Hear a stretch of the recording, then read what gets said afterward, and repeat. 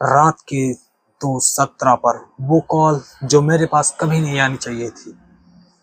इसी के साथ हम अपनी कहानी की शुरुआत करते हैं। मेरा नाम अभिषेक ग्रहर। आपका स्वागत है हमारे चैनल पर। और इस चैनल पर आपको बहुत सारी हॉरर स्टोरी मिलेंगी जो कि रियल इंसिडेंट से रिलेटेड रहेंगी। चलिए स्टोरी को शुरू करते हैं। मेरा एक दोस्त, ये स्टोरी मेरे दोस्त के द्वारा बताई गई है, जो कि नाम और लोकेशन हम दोनों इमेजिनरी लेंगे क्योंकि उसने नाम और लोकेशन रिवील करने से मना कर दिया है। नाम उसका हम रख लेते हैं आरव, लोकेशन रख लेते हैं नोएडा। चलिए शुरू करते हैं स्टोरी। मेरा नाम आरव है। मैं एक छोटा सा यूट्यूबर हूँ।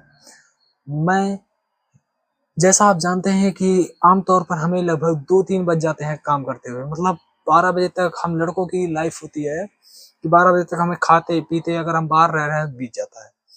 2 से 3 बजे मैं अपना एडिटिंग कर रहा था। थोड़ा बहुत एडिटिंग करते करते ही मेरे 2:17 पर मेरे पर पहली कॉल आई।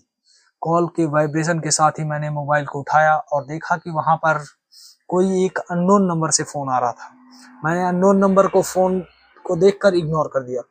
दोबारा आई कॉल, फिर मैंने इग्नोर कर दिया। लेकिन तीसरी बार जब वो कॉल बजी तब मैंने उठाया। तभी फोन में से आवाज आई कि फोन मत काटना, क्योंकि तभी मैंने पूछा तुम कौन। उसने कहा मैं 10 मिनट बाद का तुम ही हूँ। बाकी जो ये 10 मिनट बाद का तू था, यहाँ पर इसने मेरे दिल को पूरा एकदम हिला दिया। क्योंकि देखिए, जब आप किसी कॉल पर कनेक्ट हो और आपसे कोई बोले कि मैं 10 मिनट बाद का तू हूँ, पहले मेरा दिल हिल गया। लेकिन मैंने ऊपर से ही कहा कि तुम मेरे साथ प्रैंक मत करो। उसने कहा अगर तुम्हें लगता है मैं प्रैंक कर रहा हूँ तो अपने पीछे मुड़कर देखो। मेरी हिम्मत नहीं हुई पीछे मुड़ने की, क्योंकि रात के 2:17 टाइम ही ऐसा होता है जब इंसान तो सोते हैं लेकिन बहुत सारी चीजें जाग चुकी होती है। बाकी मेरे ही जो जहाँ पर मैं सोता हूँ उसके सामने, जैसे लोकेशन देख लीजिए, जहाँ पर मैं ये लेटा हुआ हूँ तो इसके जस्ट यहाँ पर अपोजिट में एक मिरर लगा हुआ था। मिरर में मैंने देखा कि मेरे पीछे एक बहुत ही भयानक काली परछाई खड़ी हुई थी। काली परछाई ऐसी जिसकी जो पैर है वो जमीन से टच नहीं था, वो हवा में ही थी। उसकी सांसें मुझे साफ साफ सुनाई देने लगी। तभी फोन से आवाज आया कि हिलना मत। तभी मैंने पूछा कि ये कौन है। उसने कहा जो तुमने 3 दिन पहले अबेंडेंड, एक बिल्डिंग अबेंडेंड थी वहां पर जब शूट के लिए गए थे तभी ये तुम्हारे साथ चली आई। मैंने पूछा कि ऐसा क्यों। 3 दिन पहले वाली, पहले हम आपको स्टोरी बता देते हैं थोड़ा सा। 3 दिन पहले हम एक बिल्डिंग में शूट करने गए हुए थे।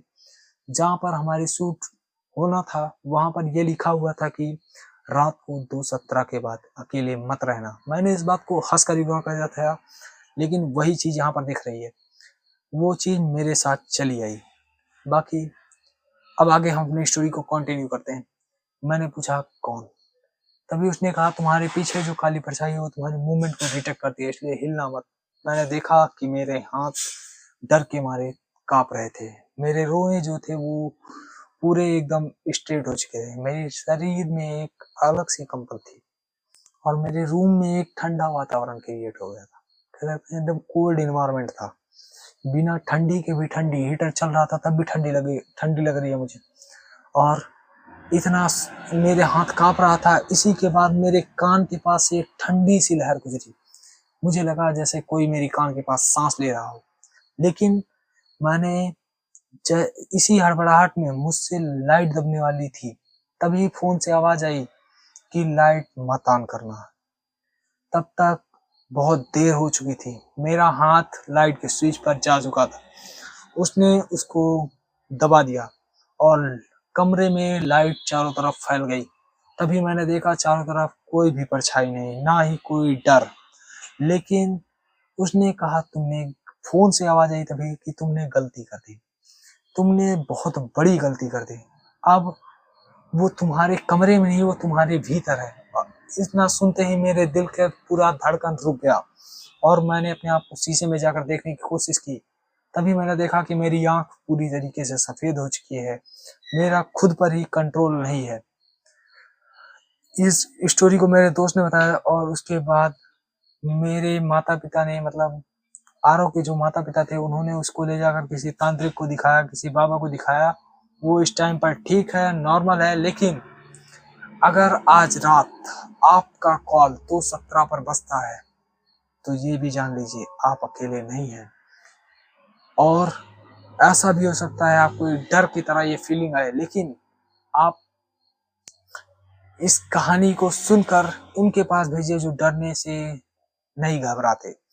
बाकी ये स्टोरी एक कह सकते हैं हम फन और इंटरेस्टिंग तो नहीं थी, लेकिन हॉरर थी, क्योंकि ये एक रियल इंसिडेंट है। इसको हमारे दोस्त ने ही शेयर किया है, तो आप इसको उनके पास भेज सकते हैं जो मतलब स्टोरी लवर्स हो या फिर स्टोरी सुनने वाले हो, हॉरर स्टोरी। बाकी इसी के साथ हमने वीडियो को करते हैं खत्म।